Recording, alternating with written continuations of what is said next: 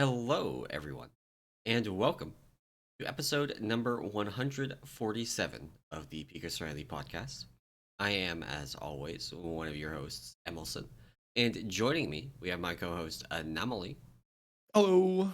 And this week, we have a little bit of a grab bag. We're kind of between content, but we do have some things to talk about. We have a big there was a community council interview with the development team about the trading post. So we're going to go through some of the stuff from that. We got a blue post about the new Primordial Stones system that we talked a little bit about last week. Spoilers: I was wrong. They're not. They are actually usable in instances as far as I can tell now. So they will be relevant for the life of the 10.0.7 patch. And then, of course, our progression. Built on Raszageth now. Yes. Oh yeah. Finally. How was your raid week? It was nothing but Raszageth, nothing but the dragon, or bird or whatever you want to call it. No, it was good. So we started full progression on Tuesday. I'm actually technically not in the final kill group. I think I talked about this. I don't know if I talked about this on the podcast last week, but the way our group layout the way our group goes from a healing comp perspective, we run five healers. So it's two evokers, one paladin, one priest, and then me.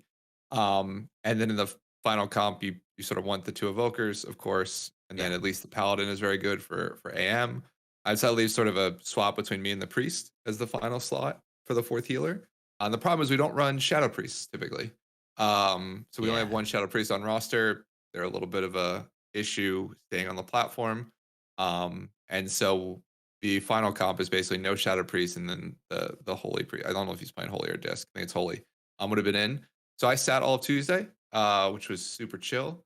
Um, but then Thursday, we had some internet issues with our fun healing priest. So I was in all of Thursday on progression, and phase one is fun. That's where we spent the majority of the time. I think we had probably like we were like 60 pulls in, and we've got three pulls into the intermission. Yeah. So I I don't mean, know if that's good or bad, but it's phase one is no joke. The DPS check is really tight if you're trying to do 4 wins, only 4 wins. So um, so we went in like we started progression of this last week, right? And I mentioned we were pretty consistently making it to the intermission. Um, and then we had our Sunday raid, just like straight phase one wipes all night long. I think we had nice. like three pulls where we actually touched the intermission. No real intermission progression. It's the kind of like we learned 1,000 ways not to do phase one. Yeah. So and one of the issues we actually did have, we weren't having on Friday, was that we weren't making the damage check that you just mentioned to skip the fifth wings, which is very unusual because we have tons of damage. Like Yeah. so it was really going back and figuring out why. Why aren't we making that damage check? What are we doing? And also sorting out some stuff with deaths. We had our healing CDs set up, but one of them we had a revival that was being pushed after the damage event, which is usually what you want, right? Hmm. You want the revival for topping people up after they get hit. But in this case, we actually wanted it before, and there was a mix-up around that. So they were getting like it was the hurricane wings into volatile sparks, I think it was. Yeah. It's like the 208 one, right? Yeah, I think it's right and around there. Yeah. so the intent was for the revival to top people up after the wings so that they didn't die to the sparks. And Gotcha. then it was happening after the sparks, so we were just like consistently in the back half of the night losing people to that. Somehow, by some miracle, we weren't losing people to that in the first half of the night. So, Yeah. That's uh, it's healing that phase is interesting just in terms of like it so much matters who gets what debuffs when, yeah, right? Because like there are yeah, certain classes that are just inherently tankier in general, so like them having a warlocks, debuff on them is not an issue. yeah, But like you get a debuff, like one of the random debuffs that goes out on like a hunter or like just some squishy class that doesn't have a ton of like just natural healing or like natural defensives. yeah. And it's rough. Like yeah, I mean we Like, started using externals on bomb targets like yeah. just to like keep them alive because they are also like we'd lose them randomly. So Um, we uh our warlocks. I've seen our warlocks die to two things: standing in lightning breath and getting pushed off the platform. And getting pushed off the platform is entirely their fault. We asked them, hey, what happened? And it's like I greeted an extra GCD, and I couldn't portal in time. Yeah. Portals on the GCD, so that's entirely on them, right? Yeah. Meanwhile, our hunters are like getting the Broodkeeper's spawn trinket and beacon and just like everything to just keep them alive so they don't die to just the incidental damage that everybody takes, but that they have no way to deal with. Yeah. Yeah, that's exactly. I mean, like our hunters are sort of always the ones that are a little sketchy, and even our shadow priest, the one shadow priest I was running on Thursday, was like consistently like either low or had died early due to like multiple damage events. But yeah, I mean the falling off the platform. Like I had that issue with port. Like Yeah, there's a range on port, so like I definitely not greeted, but like waited maybe slightly too long to port. So that took me a couple wipes of getting not getting pushed off because I was running chi torpedo, so I could save it. yeah. If I didn't Oh, port, I I have could a weak like word that you double might be roll. interested in. Oh, really? Our Windwalker requested it, and I made it for them. It tells you in big text if you can use Transcendence Transfer during the wings. And Oh, when that okay. goes away, if that goes away, do not sit there trying to spam transfer. Use Chi Torpedo. Gotcha. Gotcha. Yeah, because we have three evokers, so we're using their like time, Time whatever their spirals, yeah. time spirals for the final three wings, right? That we should be getting, and but yeah, if I don't generally need it. Like import, like it's using transcend, warlock gate, transcend, and then it's cheat torpedo for the final one, which is easy enough. But yeah, I will say I realized real quick, portal placement matters, at least in terms of where you're facing, because I Yeah. definitely one attempt Yeah. was facing off to the side, like ported, and then was like running at this point And then forward, like zoomed off to sideways, the left. just Yeah. zoomed off. Yeah, yeah. Yeah. And Um, and the funny thing is, our raid leader watches like my POV if I'm in, so like he's just like, "What are you doing?" I'm like, "I'm sorry, like my bad." nice, Um, nice.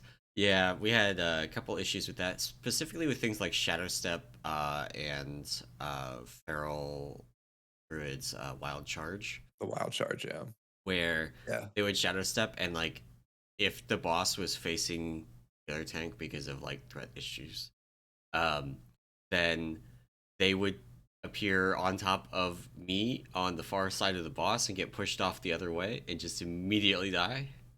yeah, yeah, So we yeah. had We a had a couple of shadow sub deaths like that too. yeah, we had a couple deaths like that. Blood DK ridiculous on this fight, just absolutely ridiculous. It is so good. Um, I spend the vast majority of phase one tanking the boss, even when I have the debuff, because I Yeah, just don't need cooldowns to tank it with the debuff. Um, that's I do awesome. eventually like so Blood DK right now has we'll say resource economy issues. There are too many resources. The problem is figuring out how to spend them all. It turns out that Gotcha. tanking the boss with plus 100% physical damage taken is a good way to spend all of your resources. So I will That's awesome. eventually run out. Um, but like I don't use cooldowns to deal with like the damage from that. I use cooldowns to deal with damage from that plus other raid damage events like Hurricane Wings, which sneakily does actually a lot of damage. If Gotcha. you're a tank and you are tanking the boss during that, I have definitely blown Purg on accident because I have a huge blood shield, which is only physical damage, and just Mhm. ticked out to the magic damage, like ticked out to Hurricane Wings, and there's a static charge that comes out, and I just didn't death strike because I have this huge, blood shield and didn't notice my health, Yeah, dwindling away from all the magic damage. that's funny. That's funny. Yeah, I mean, it's our blood DK doesn't. Yeah, he just sort of sits in front of the boss and like Yeah, basically is AFK. Yeah, I mean, for the most part, like tanks, at least phase one damage on tanks seems like it's a lot, but it's not. I don't know. It's not crazy, right? Like I don't yeah, think we lost a tank to anything beyond just like, hey, we didn't swap right the debuffs, right? So like somebody took two and Yeah. like weren't ready for it, right? So The yeah, times that I've died to actual damage taken on this fight, there are two cases. One is a taunt miss, like you mentioned, where I accidentally went to mhm. two.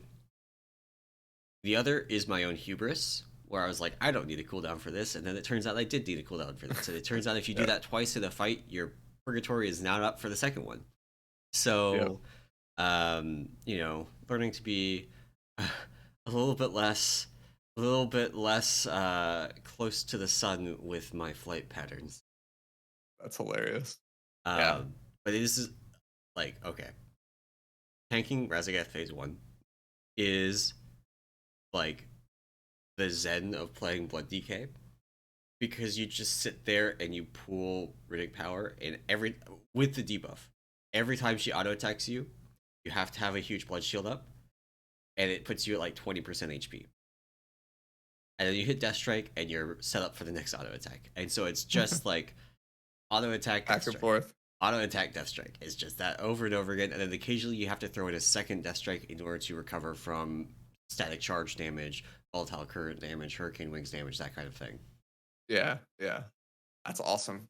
Yeah, no, it seems like a really, really chill fight for tanks. And healing isn't as bad as I thought it would be. Like the first couple of pulls, like just sort of learning the damage patterns, I was a little hectic, but once you get into it, it's pretty I mean it's at least phase one's pretty easy. And then like we have nothing on the intermission. So I don't know how have you guys made a bunch of progress through the intermission? Yeah, so this week, because today is not only the Super Bowl, but Yes. also the last weekend day before Valentine's Day. Valentine's Day is on Tuesday.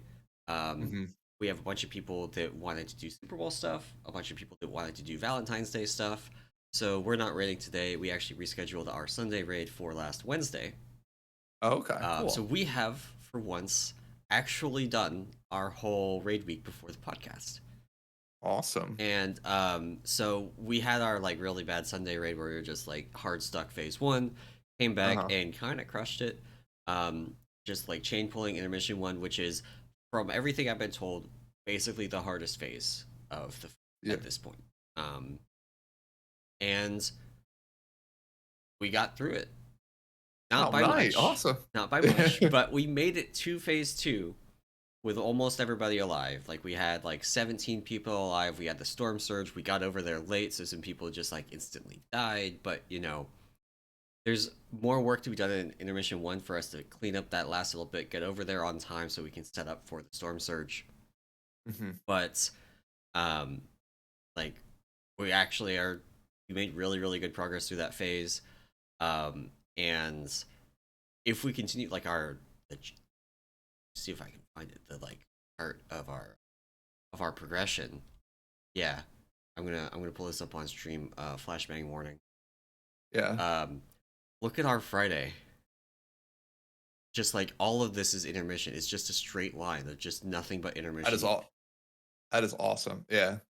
You can see there's a couple of phase one wipes, but Uh-huh. it's like five, and it was just like all intermission all the time. A couple of we actually have more technically phase two pulls than phase one wipes. Uh, those phase two pulls are just we happen to live long enough for phase two to start, not necessarily made it to the platform. Yeah, yeah, Um, yeah. but we had a couple where the red side made it, but the blue side just like didn't. So those we die, but Yeah. red side succeeded, and then the final pull we did actually make it over there. Oh, And nice. a couple of tips for progressing this. First off, um, if your side does not have the manpower to do the next set of ads, just don't break the shield. So Gotcha. what happened with us a bunch is like we would do like on blue side we would do the first set of ads, and then a couple people get clipped by the breath, and they're some of our grief torch people. And now we're not going to be able to do the frost, the like kill the zealot in the second pack before it does its cast, and we would pull it anyway and just do it and then die to the shield. And then when you die, the ads on your platform teleport to the other platform and they just wipe. Right. Um, don't do that. You're not going to make if you're not going to make the check, just don't pull it. Just let the other side progress. Because the other side still can get plenty of practice in, even if they are going to reach phase 2 and Oh. immediately die, they can still practice the rest of the phase. Right, This, right. the same thing applies to the red side. When the shield isn't broken on the fire at the like Flamesworn Herald, um, it does a cast that gives everything plus 150% damage. There's no All right. range on that. It also applies to the ads on blue side. So Right. if you are on red side and you're down people and you're not going to be able to make the damage check on the next Flamesworn Herald to kill it before, or to break the shield before the cast finishes, Uh-huh. just don't pull it. Because you will wipe the blue side even if you do live through the cast going off somehow. That's interesting. So that would be like my Gotcha. number one like tip for that, for progressing that phase on like a in raid, like things you can do to get more value out of your wipes, Uh-huh. because you have to spend like 4 minutes reaching that point. You Yeah. might as well make that 4 minutes as valuable as you can. Yeah. No, that makes sense. That's actually a really good idea. Yeah, basically give like the other side a chance to practice, and that way, hopefully, I reduce wipes as Yeah. as that side gets a little bit more time in the phase. um the other thing that we did, there's a like if you use the Visario sheet, it's got a section for kick assignments. Hmm. Honestly, single target kick assignments are a little bit bait. Like, we have them set up, but the vast majority of our stops are actually coming from AoE kicks, AoE stops, Hmm. which most of your raids should have, because they're using them for the sparks in phase 1 and in phase 2. Right. So they'll have them talented, and they can use them on the mages in the intermission. Oh, yeah, that's true. That's true. So that's something we're doing. There's some that you use in phase 1 that you really can't use in the intermission, like Ring of Peace. Not really gonna fly. No, can't push them all around. um, but things like in-cap roar, leg sweep, that kind of stuff, you can get a ton of value out of. The one thing there is you want to make sure that whatever you're using first is like a silence kind of effect. So we have on red side, we have Sigil of Silence, because we have a Vengeance Demon Hunter. Mhm. And then on blue side, on the first one I use Mass Grip. Like, basically Okay. you want them to all group up, because Right, that's going right, right. to, if they don't get grouped up, they're not going to die, and then they will absolutely, you want them all to get grouped up. So like I hit Mass Grip on the first set, Abomination Slim on the second set. um we have our Vengeance Demon Hunter is hitting like Sigil of Silence on the first and third, and I don't know what the second. I think they might be using Wailing Arrow on the second. Gotcha. um Gotcha. Okay. that kind of thing. Yeah, yeah. um yeah, like we're making it through. Really rebounded from our just extraordinarily bad Sunday raid. Had two good raid nights in a row, and actually left us in kind of a pickle, because we have somebody playing off spec Resto Druid for this fight, Uh-huh. because we were having a couple of our healers were just struggling, and then we had one of our other healers that was out on Friday, because they are actually going to the Super, Oh, nice. which is awesome. But that meant that we had the two healers that we were like, yeah, these are in, plus the two that were like kind of on the fence, and we were basically had thought it was going to be both of them competing for one spot to be in, and then Yeah. they both just like kind of did really well this week. They both came back from Oh, that Sunday no. where they both played poorly, and they you know did well. Crushed it. Yeah, crushed Yeah, it. and so now it's like, well, what do we do now? Yeah. Because Oh, they God. have more pulls, they have more prog, they've seen all of the intermission, which is kind of a big deal. Yeah, no, yeah. um and in a lot of cases we try not to mess with success. If people are getting through a phase, we don't want to change something really fundamental. Like red side has one healer, you swap that one healer out, um I'm just different, yeah. different. um So there's gonna be some tough decisions on like what's our actual final healing comp going to be. Nice. Yeah, that's the only that's the biggest problem I think with like final fights, at least from a healing perspective. I assume every class goes like every role goes well, except for tanks, I guess you could say, but every role, like even DPS goes through this where it's like you get to the final boss and you invariably have to sit like a handful of people, Yeah, right? And like it always sucks because it's always like a long, typically it's like a long term thing. So like for us and probably for you guys, right? This is like a probably like a 3-ish week type thing, 3 or 4 weeks, right? It's almost like a yeah, month of like if you're not in, you're literally not raiding unless somebody can't make it, right? right. Um, and so yeah, that's I mean, this always a tough thing. I will say that I don't know if your guild does this, but I know that my guild does this. Is like we'll randomly, like it won't do this every week, but like we did it last week after we killed Diana. We just did heroic. Nobody Yeah, really needed a ton of gear, but it was like our heroic will blast with everybody, have a good yeah, time. Um, like just during the raid night or whatever, and then get into progression. And like we did that with yeah, on Sire, like one, like in the middle of like I think the 3 weeks on Sire, we did like an hour heroic clear, yeah, just to sort of like get everybody, like to I guess bring everybody back together, right? yeah. Um, but We yeah, uh we do heroic on an off night. We do sales. So we've been selling gotcha. heroic, which is nice. I have over 1 million gold again for the first time since BFA. Like Nice, Shadowlands was an nice. extremely expensive expansion. Um and so I like went from 1 million something gold at the start of Shadowlands to under 400k by the time the first patch ended, or the first tier Jesus, ended. And that was like trying to do crafting, right? I was trying to yeah. do the leatherworking for the guild, and that did not work out. And I invested a bunch of my own gold into it. Um, but this expansion significantly nicer for that. I am both doing leatherworking for the guild and also not, you know, Spending a bunch. spending 1 million gold on it.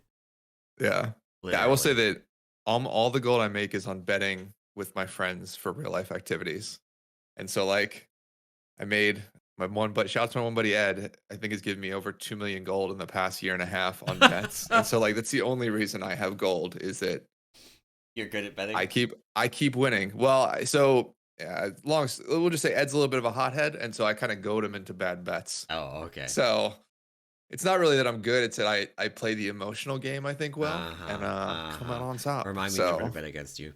yeah, no, don't please. Well, that's awesome. Yeah, so I think we'll both be sort of in this progression. I don't know how much I'll see, because I don't think again like our final comp will be that healing priest just from a fort perspective, but um, yeah, we'll see how it goes next You couple weeks. Hopefully, not too much longer. So you have a Windwalker in. we do, yeah. Okay. Make sure that they know that if they touch of death the sparks in phase one and phase two, Hmm. the damage to the sparks doesn't count on logs or anything. It will show up in details, but not in Warcraft logs. But you can cleave from that onto the boss and get a full value touch of death on the boss, even when it's at like 90%. Oh, interesting. Yeah, I'll let old Graku know our Windwalker Graku. Because ours wasn't aware of the like cleave onto the boss bit of it. Uh-huh. Like if you looked at logs, you would see a bunch of people like padding on them for Yeah. Windwalkers. But it does actually cleave onto the boss, and that is legitimately like 300k damage for free in phase one. Nice. And you can get another 600 something k, almost 700k in phase two by doing it It's on the first and third spark sets in phase two, which is just like a lot of damage. oh yeah. Yeah, that's a crazy amount of damage. Interesting. Yeah, I will let Graku know. I don't know what he's doing. I'll be completely honest with you, but might Yeah, might be doing that. So I have a spreadsheet of all of our DPS CDs for this fight. Because basically we were doing prep for this fight, and I heard from like multiple different sources that this is like the Omega prep fight. If you're prepared for this, then you know it'll be much easier. One of yeah. the pain points is not having enough damage for ads or not having enough damage for storm surge shields, Uh-huh. that kind of thing. So I have a spreadsheet that has all of our major CDs on it, so I can see you know when cool stuff comes up and if they need to hold it in order for us to like actually get through it. Gotcha. Nice. Nice. Yeah, I will talk to him about that. I'll pass it along. Thanks for the tip. Um, so cool. Well, yeah. So progression will be sort of in progression lockdown for the next couple of weeks, but it'll be interesting to see how fast we get. How fast we get. I mean, from our perspective, how fast we get through the intermission. Because, like I said, that to me, that's also seems to be the most difficult phase. Yeah. Is that first intermission? So we'll see what our progression looks like after that into like phase two and that stuff. Um, so cool. So I guess into a couple things that happened over the past week or so. So I guess first up is it is the Mage Tower is back. I think this is they enabled it permanently again, right? So it's not just with Right. um time walking. So it's now turned on again permanently. So you can go in there and sort of if you haven't done Mage Tower stuff yet, go hang out. There are a bunch of embellishments that are working inside the Mage Tower. So like Lariat or works. A couple other ones. So a lot of the crafted embellishments work while you're in there. Makes it slightly easier, we'll say, with a couple more buffs. But yeah, so Mage Tower is back live. If you are an evoker, you are out of luck. They did not put in a scenario for invoker, unfortunately. I'm Um, not surprised. yeah, such a minor thing that you know. And like the transmog that you get out of it now is a recolor of the Tomb of Sargeras set. There's no Tomb of Sargeras set for this, right? Like Exactly. they Yeah. could give maybe a recolor of the Vault of the Incarnates set, but Yeah. I don't think it makes sense to add them, I'll be honest with you. yeah. Just leave them out. But yeah, so Mage Tower's live. If you're back at it, I still need to do it on my druid to get the druid skin, the bear druid skin. So Yep. maybe I'll work on that this week. In other news, it is like you mentioned, Valentine's Day. So love is in the air.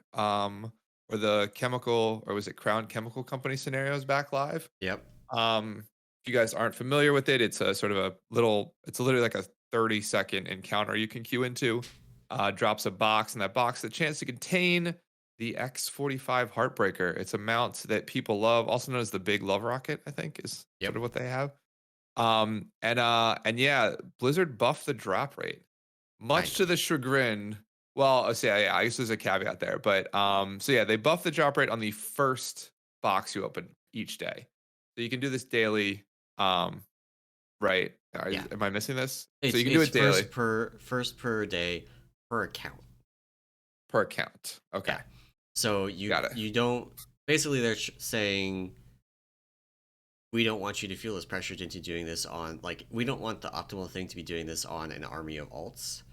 Yep. There should be a middle ground where you just do it on one, and that one gives you just a much higher chance of getting them.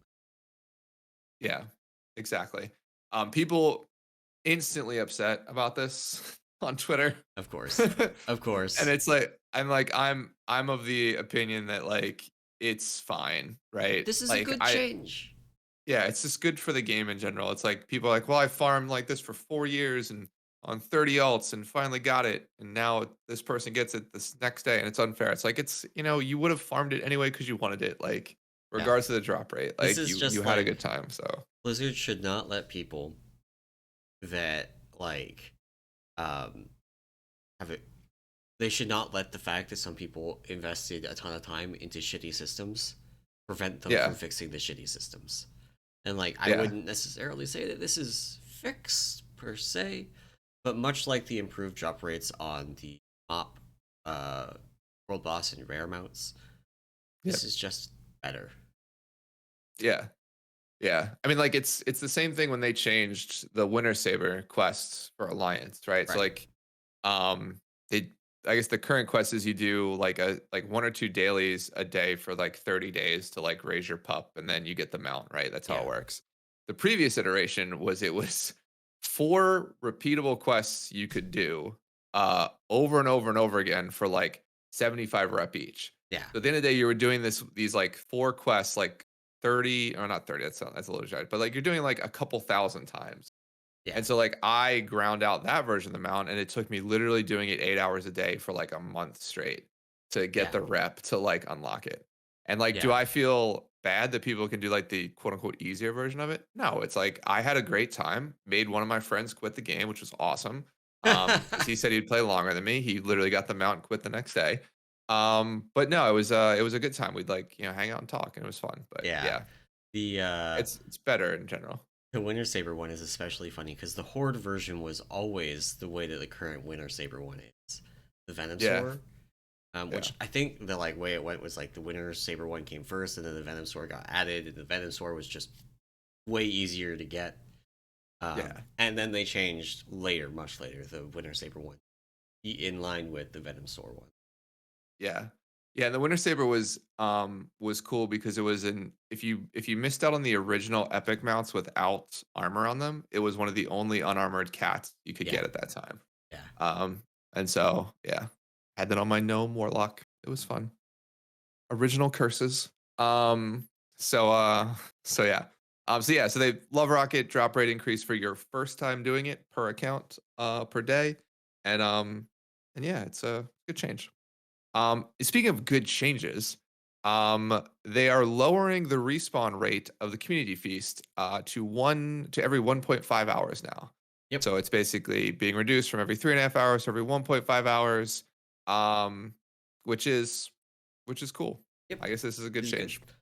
change. One complaint that I've seen is that it's hard with the 3.5 hour schedule as well, and even with the 1.5 hour schedule, it's hard to keep track of when piece is going to be live because it kind of drifts over the course of the week. Like one night it'll be up at 8 o'clock, and the next day Hmm. it'll be up at a different time because that 3.5 hours is just not going to have it up the same time every day. And there is a reason for that. It is that that means that over the course of a week, you're very, very likely to have a time that everybody can get it. Exactly. Right? It's not like it's up at 8 o'clock every day and you just can never get it because you can't be on at 8 o'clock any day. So Yeah. having it drift like that does actually serve a purpose. 1.5 hours doesn't drift, but it's up so much more often that it's probably okay. Yeah, you should be able to find, yeah, if you want to do it an hour where it lines up. So yeah, the other issue I potentially see in this is that it also limits like if you're going to push for the legendary version of the soup and you want to like get the max rewards from killing like the mob that Yeah, spawns at the end, if you're not doing that like day one of reset, there'll be much like people just there'll be more times for it to align for people where they're not doing it later on in the week, where maybe early on in the yeah, week they might not be able to get to it because of the yeah. respawn timer. So The so yeah, bulk of the reward, if you're only doing it once a week, the bulk of the reward does come from the weekly quest. yeah, from there. So I think it's okay. Um, Getting the achievement for doing it, you have the whole expansion to do that. I'm assuming that they will make the renowns continue to be relevant next Yeah. season. So we'll have further incentive to go back and do it again. Doing those early in the week is still the best to get the actual legendary version. But also, Hmm. if you do need the legendary version, find somebody on one of the big realms, like an Illidan or an Area 52, and get them to invite you to it so that you shard into an Area 52 shard. Because Yeah. I have not seen a non-legendary soup in Oh, in really? months. Like, Yeah, I think I did my soup yesterday, and it was just a normal epic quality one. There was like 10 people at the soup on Mal'Ganis yeah, doing it. I So haven't done it this week yet. yeah, So I did it on like an all, but I did it on Tuesday, right? So it's hmm, reset day. yeah, It doesn't, guaranteed basically. yeah. So I'm gonna get my other characters through it this week. Other thing about it, the alchemical flavor pocket comes from the weekly quest. I've mentioned this before on the podcast, I think. That thing Yep. is currently worth like 130,000 gold. So even if you don't want it for yourself, you know, I just got my second. nice. I have still seen zero. I've seen them back to back weeks. I got one last week. Sold it for like 95K. They were a little bit cheaper. They're going up, I think, now that people realize what they are. Yeah, Um, we and are. then yeah. So I think our plan for farm is everybody's going to be using that in a crafted item, and we will use mage food. We'll drop one feast at the start of the night, one feast whenever we swap people in, and one feast at break, and then we will use mage food to heal people up between pulls. That is awesome. which Yeah. is just like, I mean, it's kind of irrelevant now that also feasts are super cheap. Feasts on Area Yeah. 52, I think they might be region wide, but feasts on Area 52 at least are under 100 gold. They are Yeah. actually They're like so nothing. inexpensive that unless you have invested a lot in cooking, and even then, I'm not sure if it's like profitable to make feasts. Um, I don't think it is unless you're yeah, unless you're doing all the farming yourself, but even then you're putting in the time. right. So Because that's yeah. like early on in the expansion, I did do all the farming for our feasts, or a bunch of it. Hmm. There are some other people in guild, like they're primarily fish based, so other people in guild were grinding the fishing stuff, so they would send me fish. Um, but yeah, they're so cheap now that I just buy them.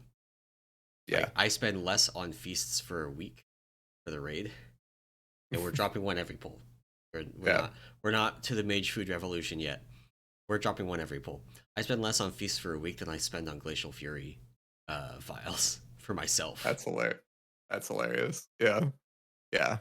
No, this is yeah, feast of yeah. It's funny, yeah. They're very, very cheap for some reason. So um but cool, yeah. So community feast shorter, very, very solid change. Another weird change coming into the game, and this is actually already live, is that they're removing Twitter integration from the WoW Do client. you know why this happened? Now it's because of the Twitter API change, right? Yeah, so Twitter is charging for its API now. So before this was just like free API use. Yep. Um, and now Twitter is trying to charge for its API. And a bunch of companies like Blizzard are looking at their API usage and going, this is not worth paying for, Yeah, and at just all. removing it rather than pay for it. Which is, so this is kind of blowing up in Twitter and in good old Elon Musk's face, I think. I would It's, imagine, yeah. It's such a weird like not to get too much off track here because it's just the WoW thing of hey, you can't post things to Twitter anymore, which I never used, so it's not a feature I ever interact with. But I know a bunch of people liked it to post like transmog screenshots or like things like that pretty yeah, easily. yeah, But the overarching concept of like charging for an API, particularly one that has been previously free, and again, one related to a social media company where like you want people to engage with your platform as easy as possible and giving them access to an API to do that yeah, makes sense. yeah. Um, just it does not compute, but I mean, I'm assuming that the underlying reason is like money, right? Yeah, I Like, mean this follows on from them disabling the API keys of every like third-party Twitter client, yeah, um, which meant that the one that I have used for years and years on my phone no longer works, and so I yep, just like don't go on Twitter anymore. yeah. Like I just don't go I on Twitter anymore. I don't, yeah, I don't interact. Like, luckily for me, I think TweetDeck still works, which is what I TweetDeck is actually primarily use. first party. They got Oh, bought. right, they bought them right a Yeah, couple years ago. yeah. So Yeah, that's a first party one. So that one still works. But actually, the funniest thing about all of this is that Twitter actually had a paid tier for their API in the first place. They already had an enterprise tier really. to get access to much more of the, like Firehose kind of data. Hmm. You couldn't get the whole thing. I think the scale grew too big for them to give anybody the whole thing. But you could pay for um, enterprise access basically to the Firehose and get much, much, much more data. And so, like marketing companies in particular, advertising and marketing companies would use that to, um, track trends and things like. Yeah, yeah. Nice. Yeah, that's funny. Yeah, I mean, it sucks it's going away, right? Just from a functionality standpoint, but it's just funny the background on like charging for an API that's literally been free for years. So, Yeah, it's um, I so finishing rounding out this tangent. yeah. Part of my dissertation, actually a significant chunk of my dissertation work in grad Hmm. school, used the Twitter API. So the stuff that I did is now no longer possible without paying for the API. I would That's not have been able to hilarious. do that in grad school.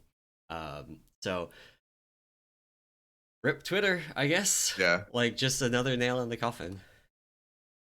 Yeah. No, that is yeah. Well, I don't know what's gonna happen there. But maybe we'll get off this tangent. So yeah. Twitter, no longer in WoW, but WoW is still celebrating things such as their 32nd birthday.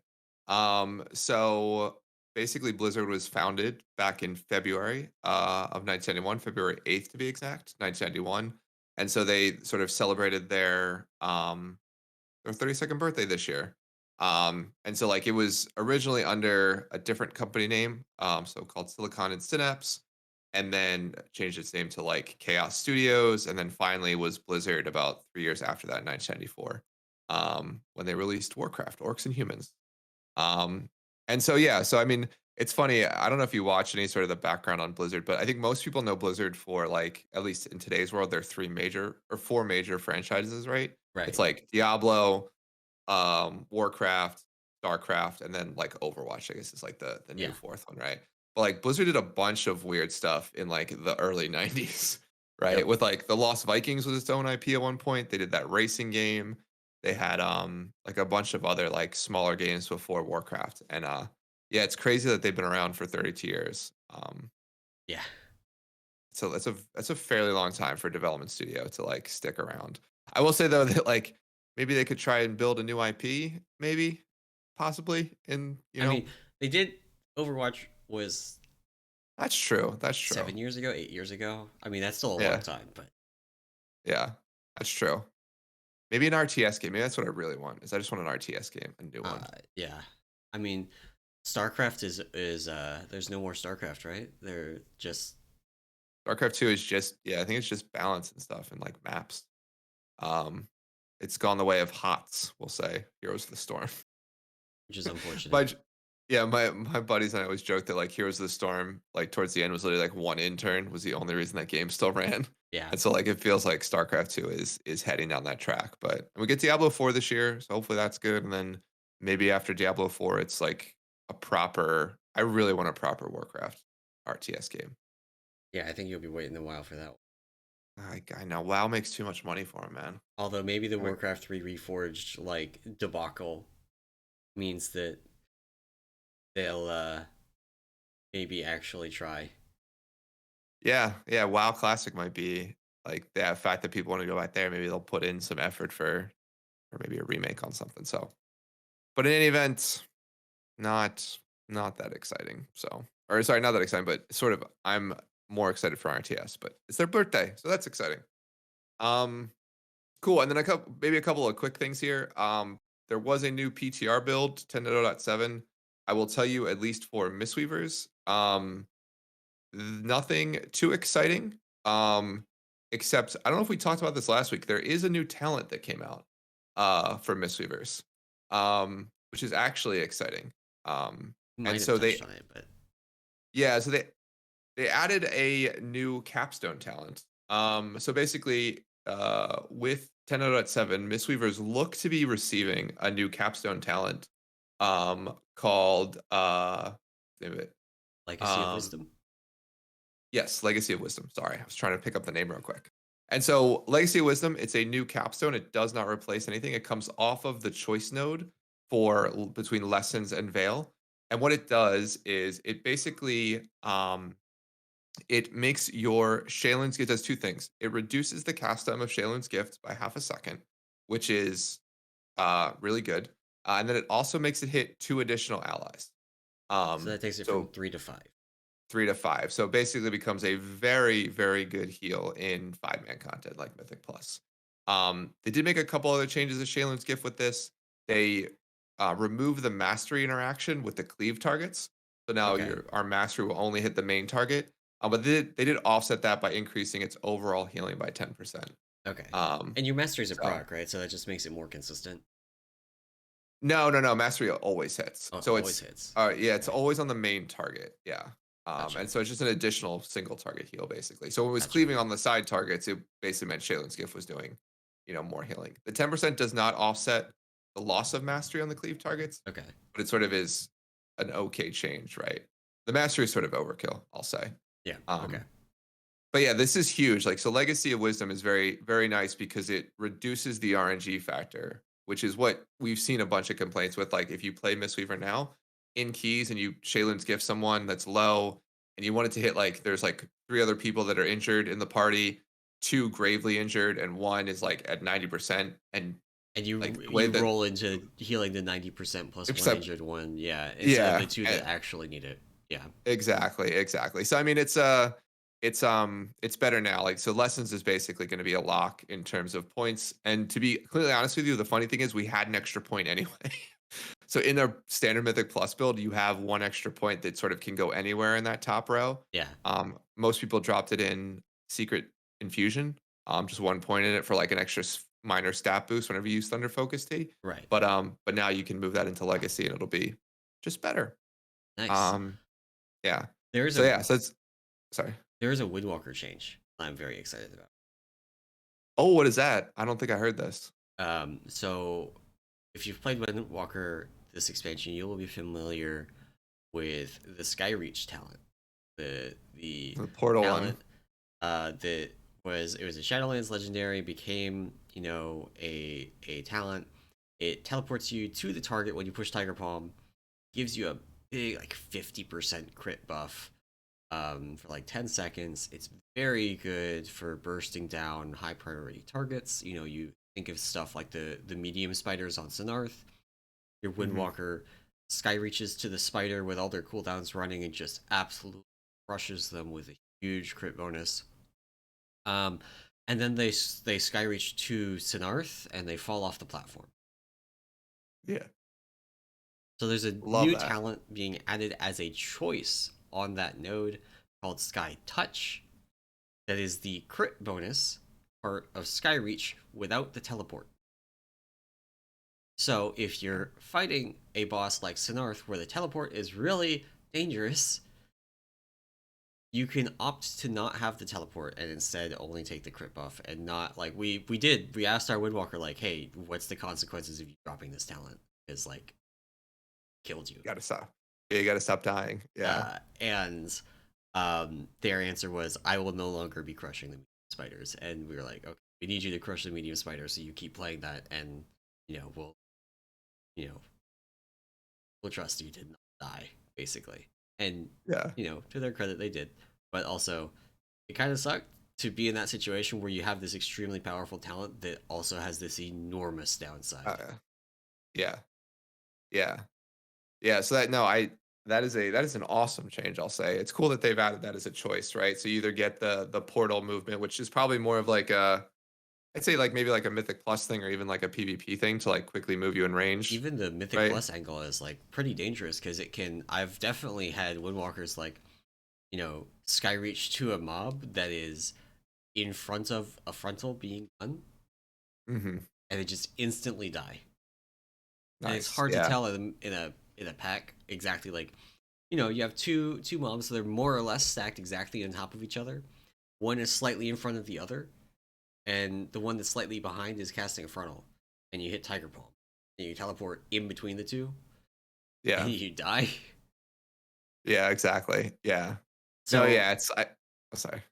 I kind of feel like for PVE, Sky Touch will be the default. You won't play Sky Reach. Hmm. There will be bosses that you do. Something like Kurog, it's actually super safe, so you can do like go out with your.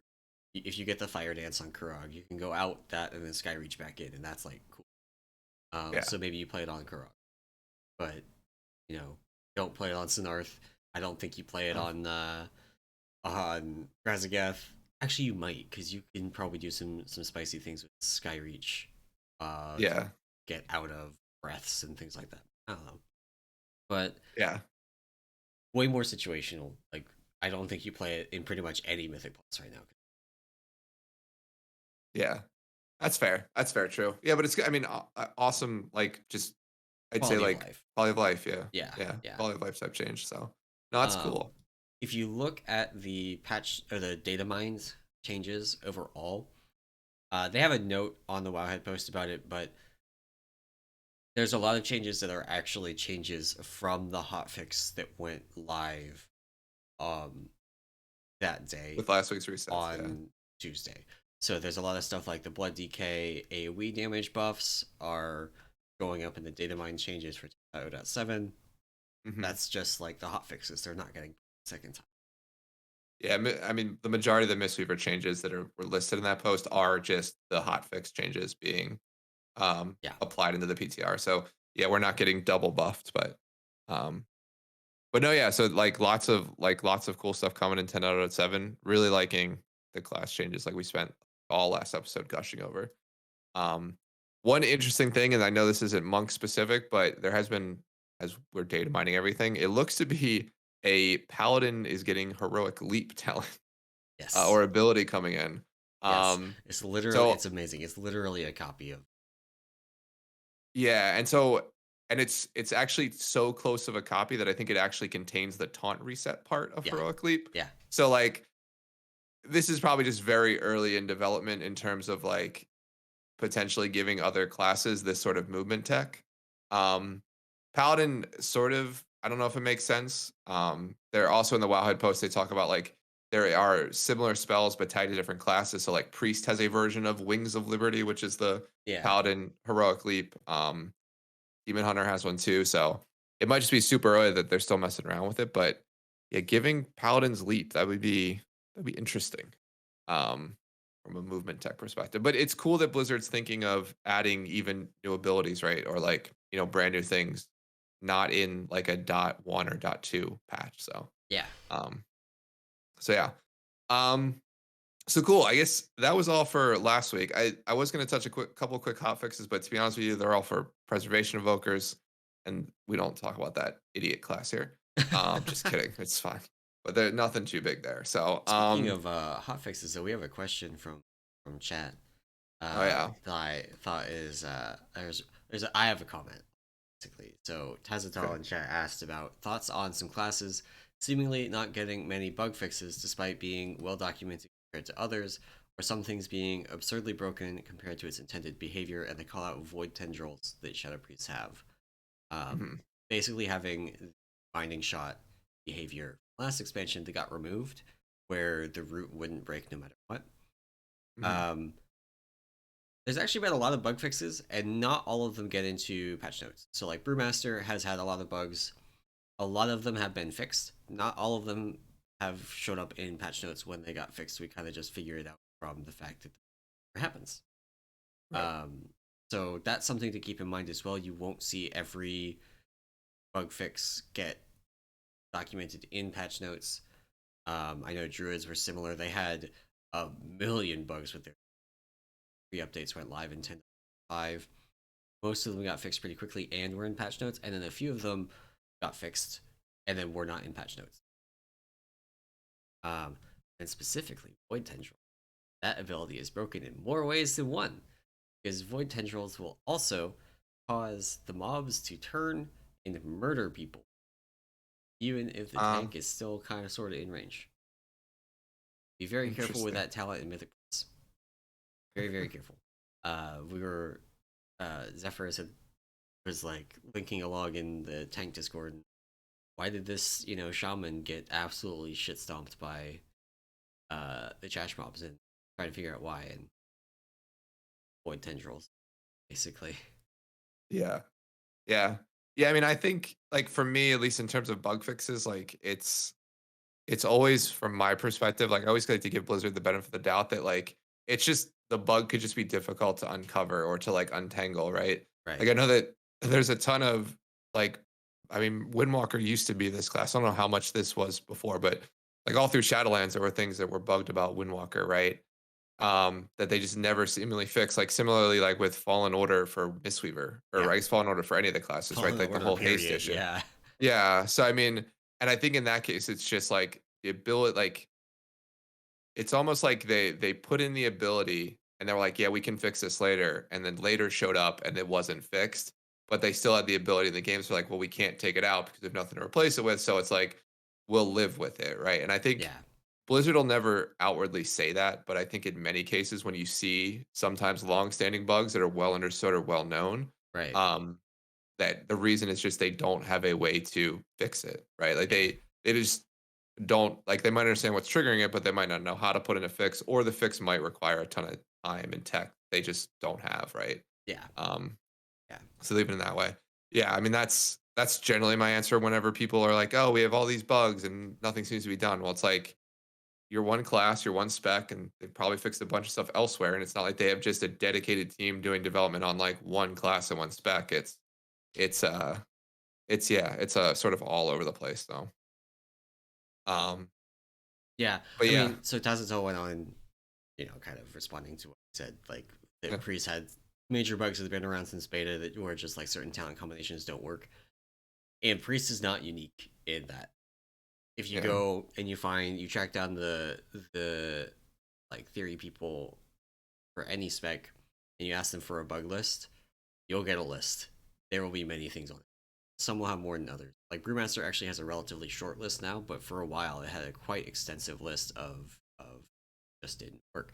And there's still a few relatively high profile ones that we get a lot of questions about. Like if you blackout combo Celestial Brew, you get 3 charges of purified chi after the Celestial Brew instead of before. So it doesn't buff your Celestial Brew. It buffs like the next Celestial Brew, except that you just press Purifying Brew after it, and so it yeah, doesn't really matter most of the time. Things like that. yeah, yeah. Yeah, timing and stuff like that can be weird. So yeah, yeah.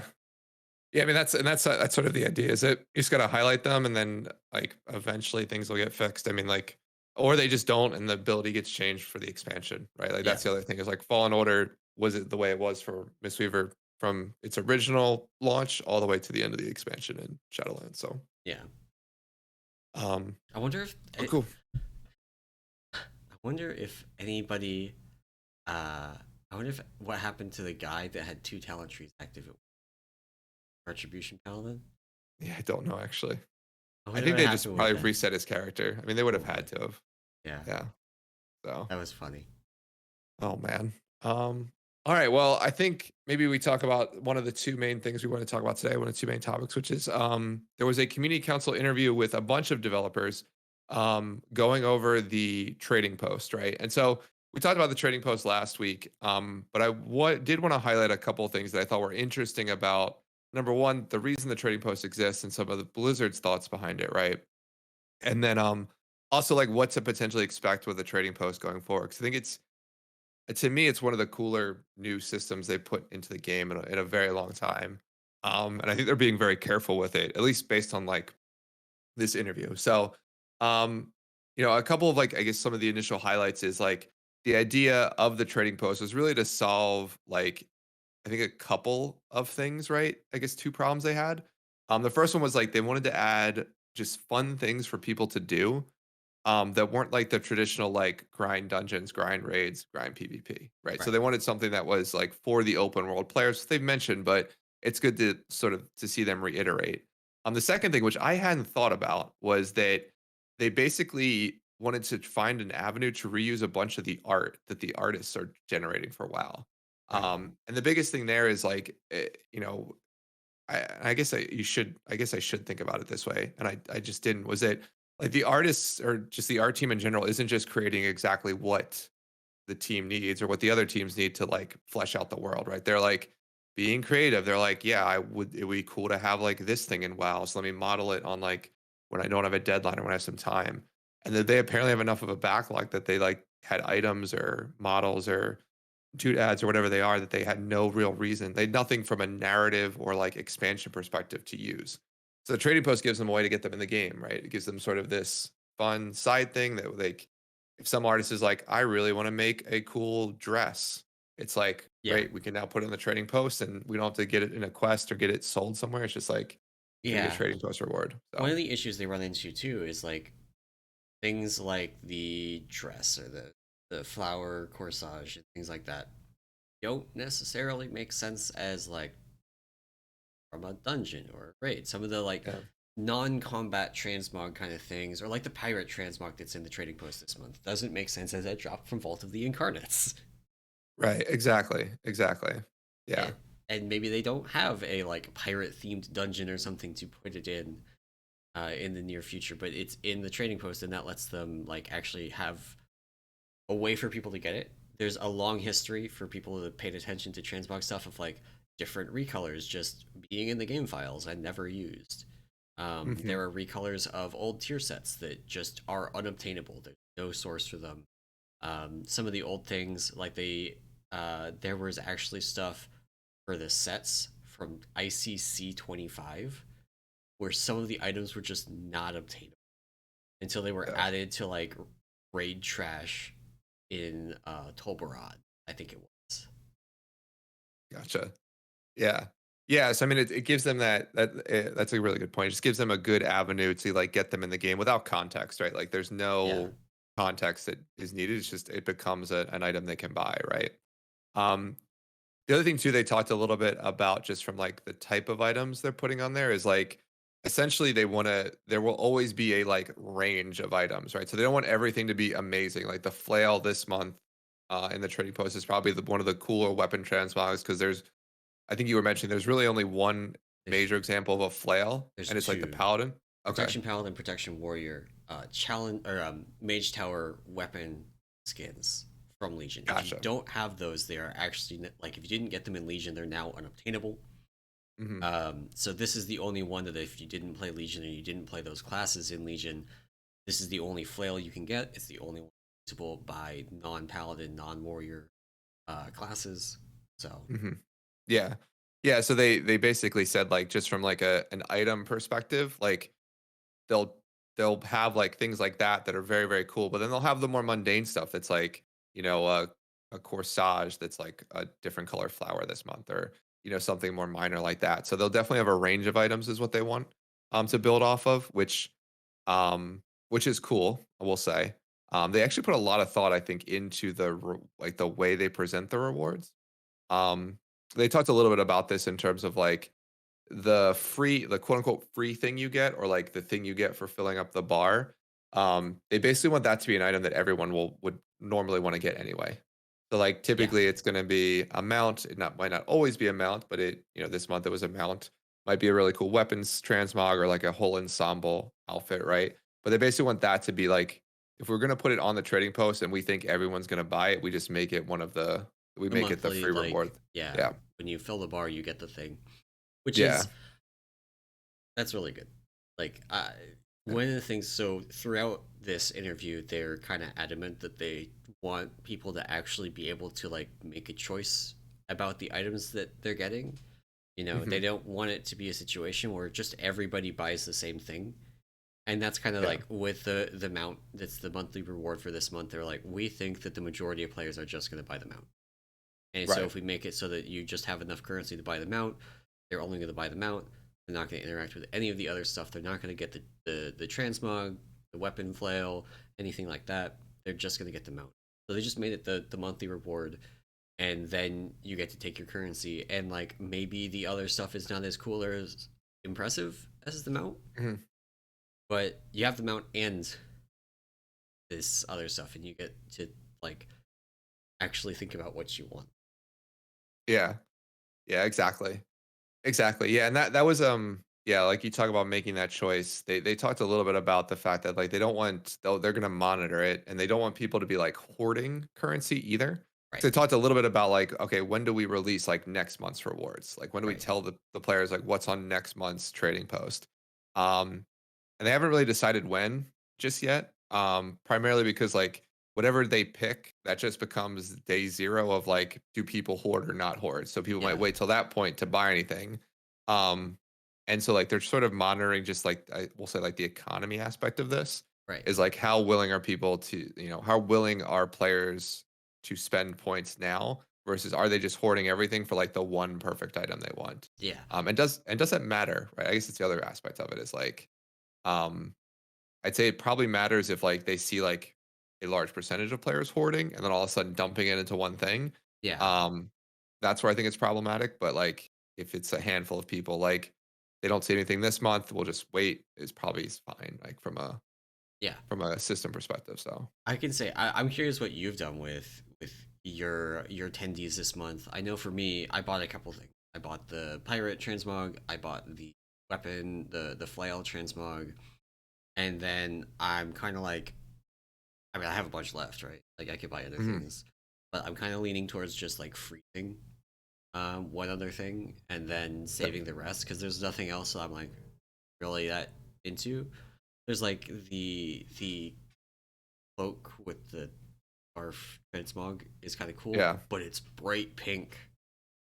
Yeah. And like maybe there, at the very least, right now that clashes with everything in the game pretty much. At least if you're playing monk. So like there is just like not even the issue Yeah. is not Nothing. necessarily that it's pink. The issue Yeah. is that the color pink that it is doesn't match anything in the game. Um, Yeah. so I'm like, yeah, I can skip that. Yeah. Yeah, no, I used all mine and I can't tell you on what because I was just like so I bought the mount, I know for sure, but I did beyond that, not get them out. I have no idea what else I spent those points on. I honestly, if I'm thinking of what I would get, it's probably the flail. Um, and then I actually think I got one of those. I think it's a cloak not the long cloak transmog, but it's the cloak, the back transmog that has like it's almost like the rogue The like toolkit where bandolier, it has like a bunch of knives and yeah, yeah, yeah, bandolier, yeah. I think I got one of those in one color. So, but yeah, I mean, I don't. For me, it will always be I buy mounts. Like that'll be the way that I operate. So yeah, if I don't have enough points to buy mounts, I'll just save them. yeah. Um, I didn't buy the sparkle pony. yeah. I just I have a handful of transmogs I really like and like I've used them for years and nothing new ever like touches those, at Yeah. least in my mind, right? So I've got like if I'm gonna transmog, it's literally like one of three things. And then, if I'm not transmogging, I just wear whatever the gear turns out to be as I equip it, right? So Like did you hopefully. know there's actually a per character cap on saved transmog? I didn't because I only have those three saved, but that's hilarious. I ran into that uh this expansion on my monk because like I just like change my transmog periodically. I have a bunch of ones that I've done. BFA actually Uh-huh. had some really leather sets. So Okay. there's a few there. There's like some meme sets I made in Shadowlands, and then like the Tuskar set, the ensemble that you get from them is pretty cool. So I have that, and then there's the pirate set. So I put that together, and I went to save it, and it was like I don't have any more slots. What? I didn't know there was a cap. That's hilarious. I also because I just have a couple. I'm trying to think of my big one. So I bought the white leather armor green set. So it's like a green set. Oh, like it's of the mountain type stuff that was from Classic. So I have that. I have what I call red tigre, which is like uses like the red bandana helm and like the Mm, red Orby shoulders from Legion and like a yeah. bunch of other like random red leather pieces. I love that one. And then my third one is I call it the Gas Man because it uses The the gas ICC mask. 25. No, use the ICC 25 set that where like you look like you wear like a gas mask because like the one Yeah. eye. I think it was one of the rogue sets, Yeah. but you could get the offset pieces. So I use that. And those are the only three that I have. And the only reason I use that white one is because I literally spent like 40,000 gold buying the transmog items for it. Like, I think so my favorite transmog set that I have for my monk. So there's a little bit of a story to this. So my monk's name is Eisenpelt. It's just like I made this character. I leveled it in a like Iron Man style, so it's iron fur because that's how I was doing it. Like there was no deeper meaning than yeah. um anyway, it ended up becoming my main. And then I ended up, in the guild that I'm in now, I ended up being an officer, I ended up running it, and everybody in the guild calls me Eisen. Hmm. Now, okay, part two of the story. We're getting way off topic. Part two is uh anime. Basically, there's a bunch of weebs in the guild, Yeah. and so anybody that is familiar with the anime Bleach or the manga Bleach will Okay. be familiar with Captain Eisen, which spoiler. They betray everybody, and it's like a huge thing. It's like main driver of the plot for the bulk of the series. Hmm. And so I don't know. I rerolled the hunter briefly during Nilotha, and so there is a whole meme about me like betraying and this stuff. Um, Awesome. and so there started being jokes about Captain Eisen. So I went and I farmed the captain title which you can get from the WAD boat table. Oh, right, yeah. And I have the transmog set, the leather transmog set from BFA that looks like a naval officer. Okay, yeah, yeah. So I have that set, and I have the title, so I'm Captain Eisen. That's awesome. That is awesome. That's super cool. That's much better than me just liking to spend gold on random Yeah, transmogs I and mean, I yeah, still liking the color red. I Funny. mostly use random transmogs. Yeah, yeah, Like yeah. like I said, I capped out my transmog set, and I had to go delete some meme sets from like I put all the random like tentacly leather from Nyalotha in a set. And it was just Oh like, yeah, like the rogue yeah, shoulders that like flip yeah. up. Yeah, yeah. Um, I had to go delete like random garbage like that. That's funny. Yeah, That's funny. Yeah. Yeah, and I think so I guess back on track. That's a good segue. Or good sorry, not segue, but good little tangent. Yeah, and the trading post itself, I don't think there was anything. The only other big thing that came out of the interview was that Blizzard's going to be very specific about what they put on the vendor, yeah. particularly around mounts and sort of certain rewards. So like basically they're not going to put any earned reward onto the trading post, at least for now, which means like any of the gladiator mounts not going to be on there. Keystone Master mounts not going to be on there. Like things like that that are earned through other activities. More than likely not going to be on it, at least for now. I think Um, the dividing line that it sounds like is basically, are these things that we award for certain like player skill yeah, achievements? Like, is this you're ahead of the curve mount, your gladiator mount, your 2500 score mount for plus, versus something that you like earned from doing a rep grind that it's not really like skill, it's just time. yeah, exactly. So I think basically it sounds like anything that is just a like time gated, you just sink in enough time or enough gold and you could get this. It's probably fair game. Thinking of the unofficial herbalism mount from Legion, the giant spider, Yeah, uh, and stuff like that would probably be fair game. But then things like the moose from you know, Archimon, yeah. yeah, Archimon, probably not fair. Was Arkham the moose? Archimon's AOTC had a moose. Okay, fair enough. Um, and then there's also other moose mounts. Like there's the ghost moose from Archaeology and Legion Yeah. that you know What a dead profession. literally Sorry. no updates. Yeah, Literally crazy. no updates for 3 expansions. That's Feels funny. bad. Um, Yeah. But no, yeah. So I mean, it seems like, yeah, to your point, yeah, those sort of things that are more related to player skill probably not going to make it on there. And I'll be interested to see if they ever put older raid mounts on it. Yeah, Particularly when you think about like like at least in my mind, the big ones are always like Invincible, Mimiron's Head, and then the one like the some of the Firelands mounts people really enjoy, like yeah. the Hawk or whatever. So it'll be interesting to see if any of those ever make it, excuse me, onto the trading post. Because there's sort of that gray area of like it's not player skill anymore, Yeah, but it's there's just still enough time.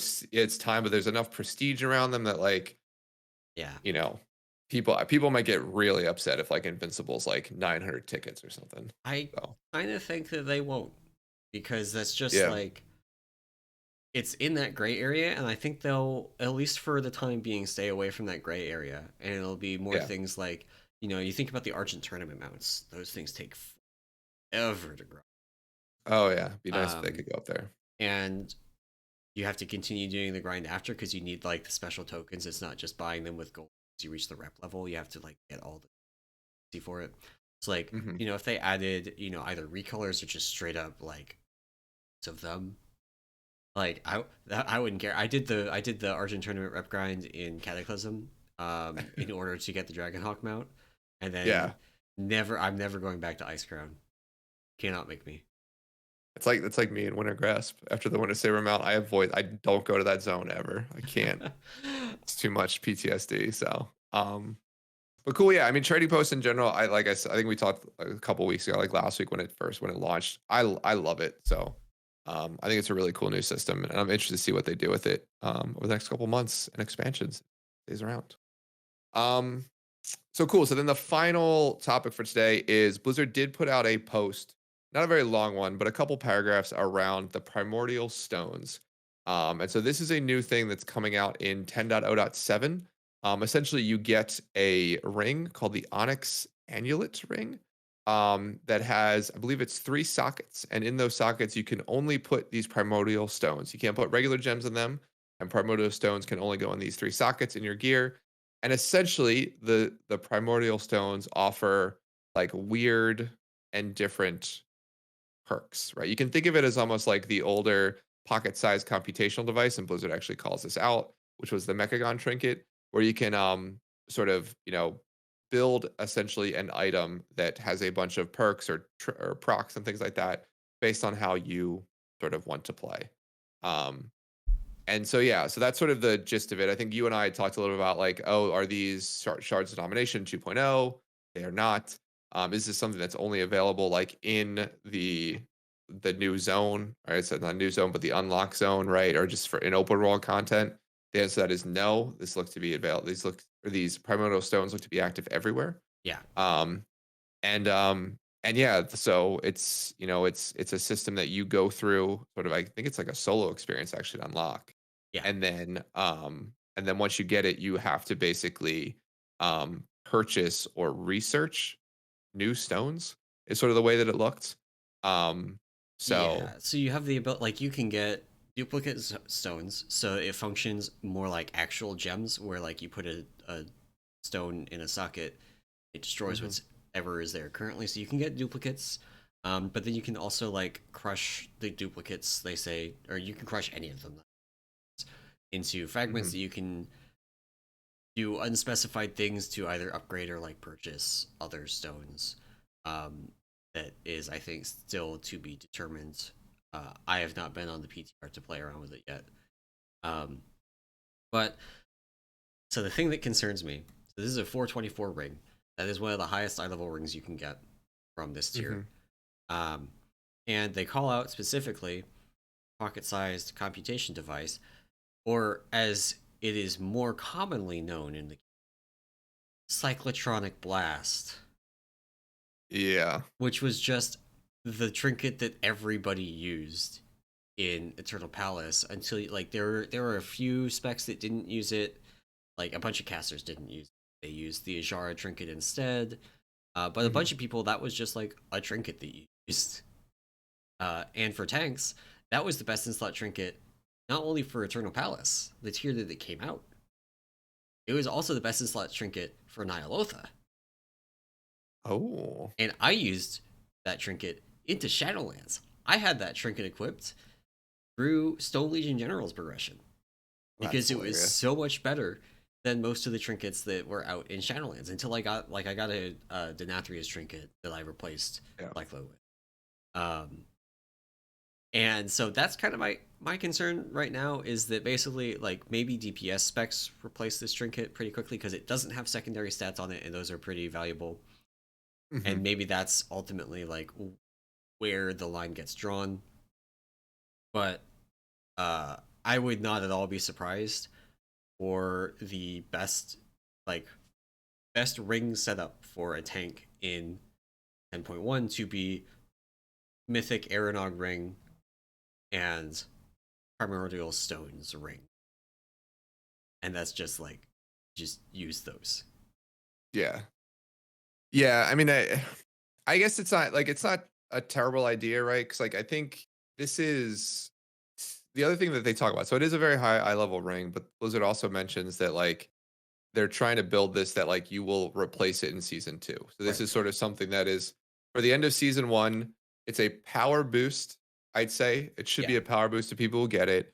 It should be helpful for people trying to finish off any season 1 content they want, right? So Yep. like if you're progressing through the raid, it's a nice little boost there. But I definitely share your concern that like I use Cyclotronic as a healer on Ajara for the damage, right? Yeah. Like because there were certain priority ads to kill, and it was an easy, what was it, like a second and a half or 2 second channel Yeah. that was like easy damage that was just free essentially, right? I still have Cyclo Um, on my monk, and I didn't get to do this on every boss in Shadowlands. I have a kill of Mythic. areas where I use Cyclotronic Blast. And It's hilarious. so depending on how long this tier goes on, there may Mhm. be a Mythic Raszageth kill with Cyclotronic Blast in it. So funny. Remains to be determined. Yeah. Yeah, that's funny. Yeah, so I mean, I think it's a to be determined for me in terms of like I think this is a cool idea of Blizzard putting some like interesting thought into like a system that we already know going in is short lived. We know that potentially has some power to it. Yeah, And then the idea is can they balance that power? yeah. Um, which I think is the biggest thing. And then sort of this is their first, I think, test on this. So Yeah. And I um, mean, I think that for DPS, especially if you're playing at the like mythic level, not even CE level, like if you do some mythic, you'll replace this as a DPS. I yeah. think that's like pretty much guaranteed. Secondary stats are just too valuable. This doesn't have any. None of the. It doesn't have like secondary stat procs either. It's Mhm. all like damage procs and shield procs and stuff like that. Um, but for tanks, like I can absolutely see this be something that gets used into the next tier and possibly the one beyond, depending on how the numbers are. Yeah. Yeah. Yeah, no, yeah, that's yeah. And the And other thing about it actually, for specs that cannot trigger the Aeronog ring natively, mhm, because they don't have any fire damage, there is a fire damage effect on this ring. And so what this lets you do is you can use two embellishments that you don't have to be stuck with like flaring cowl or unstable frostfire belt to turn on your Aeronog ring. You can use an Aeronog ring plus the Primordial Stone ring to turn it on, and then have your other two embellishments. yeah. Oh, yeah, that's true. That's true. Yeah, so, I mean, it's I don't know. We'll see how it goes. I mean, the other thing too that you can think of this is, like, this is Blizzard, like, testing for other like, for, like, the next set of maybe powerful things, right? Or the Right. idea that, like, they use these '07 patches to introduce an item that, like, anyone can use and maybe everybody does use that Yeah. provides that power boost, right? Outside of, like, nerfing the dungeons or nerfing, like, the And content, right? everything that I've heard about the ring stuff so far, the Primordial Stone stuff so far, is that acquisition is extremely like Yeah. you can go spend an hour and get every stone that you want pretty much. So it's not a situation like benthic gear where people were doing dailies for weeks and weeks to like get socketed benthic items that had the right affix on them and stuff like that. Um, Mhm. so we're not going to be looking at a repeat of that at least, which was awful. That was awful. Yeah. I would much rather like Cyclo. You had to do the rep grind, which kind of sucked, but you had to do the rep grind anyway for essences. Yeah. So at least as a tank, Mhm. is there is the rank 3 of the stupid shield one that was just incredibly good. Yeah. That you need to get. So you just got Cyclo kind of for free, and I mean, being able to just go to the new zone, do the story content, and then like unlock the primordial stones in like an hour. Yeah. Especially because we're going to be on farm during it. Like we're already done with. I mean, unless 10.7 launches in like the next 2 weeks, I think we kill Raszageth in the next 2 weeks unless we throw like pretty hard. So, um, see, like I I'm not, even if this ends up being something that I use on my characters as a tank Mhm. or 10.1, I'm honestly not going to be mad because it's just easy acquisition. But I do think it is going to happen. Tanks, at least some tanks are going to use this. Yeah. Yeah. Yeah, and we'll see from, like, a healing point of view. I mean, ring-wise, none of the rings are that crazy. Like, it's I mean, most of the stats are, like, the biggest thing for us, so, Right. we'll see. We'll see how these procs sort of shake out once we've had a chance to mess around with them and play with them. But yeah, no, it's interesting. We'll see how it goes. This will be the first time that they're literally setting up a borrowed power system with an end, like, and it'll last literally a month and a half, 2 months, right? Whatever the timing Yeah. between '07 is and Well, so it's a 1.0 or 424 .1. ring, right? If you're not doing mythic content, it's gonna last longer. If you're doing AOTC content, if Yeah, you're doing sure. heroic, top level heroic items are eye level 411, I think. Hmm. Um, Yeah. so this is 13 eye levels higher than the next tier. Top level heroic items will probably be something like 435. So this will be equivalent to like an early heroic item, like an entry level heroic item, like something off of the first boss. Hmm. So for a heroic raider, primarily heroic raider, this is going to last a lot longer than somebody that's doing mythic content, and I think that's okay. Like if this is something that you use and then you replace halfway through next year as like a heroic raider, that's fine. Versus Hmm. something where like if you're a mythic raider, you replace it in 2 weeks, that's also fine. Um, it's just way more likely that again, tanks are going to use old stuff that has damage procs on it. Um, Yeah. I have a reputation in my guild for doing exactly that because I don't need, defensive items to survive stuff.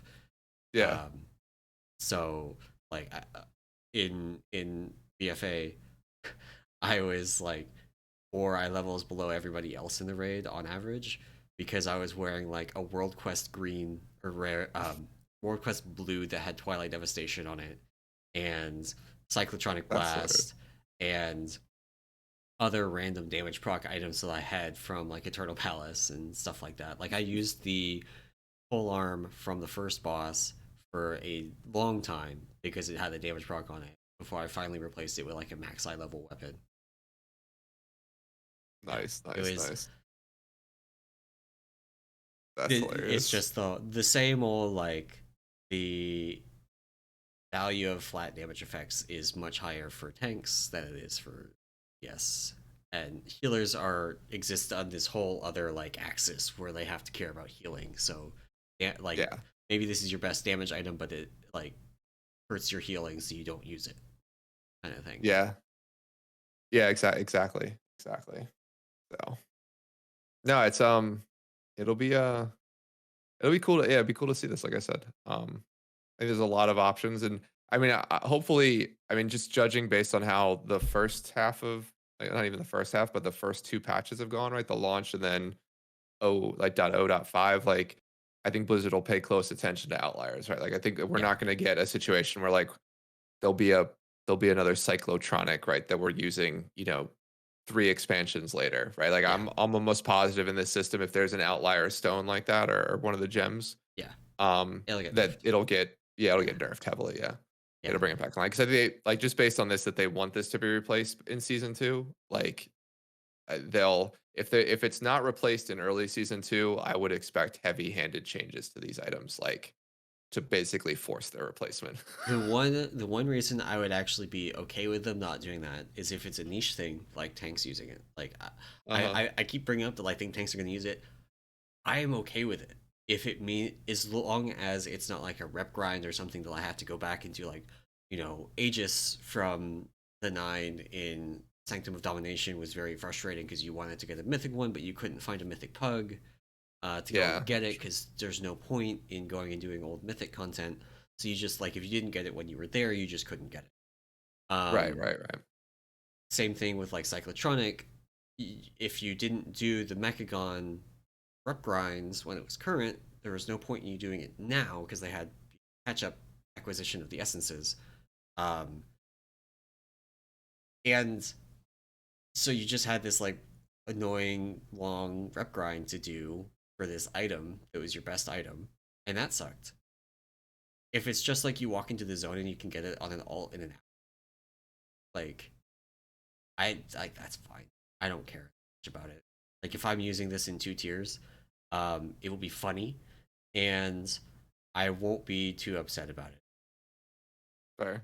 But That's yeah, I would not be surprised at all if at the start of like 10.2, I am wearing a Mythic Aranog ring and a Primordial Stones ring.